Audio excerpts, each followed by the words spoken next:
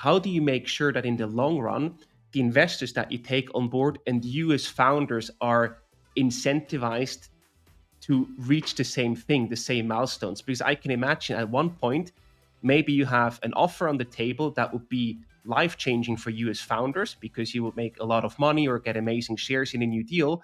But for the investors that came in at the high valuation, it's maybe just okay or not even a good deal. And then you have very different incentives how you would treat such a thing. How do you make sure that you and your investors are aligned for the long run and don't have a misalignment in that sense? Yeah, I mean, I think those are the moments where, I mean, it's a hard moment that you describe, right? If there's clearly very, very different incentives on the table there, where it just financially goes far apart, and that is really hard, and probably will then come down to voting rights and power in that structure.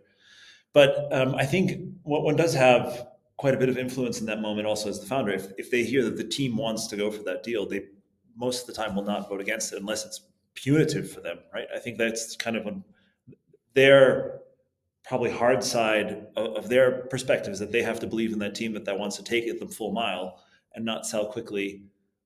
So I think in those cases, it can come down to exactly what the control rights are. I think overall, the most important thing to do across that thing is to build great trust by being honest, upfront, transparent, and that's how you keep things together the best way. But if it's a hard financial decision between financial investors, I think you'll come down to the voting rights likely in the end. So look out for those two. Fair enough. So protect them if you can, if you have the leverage to do so.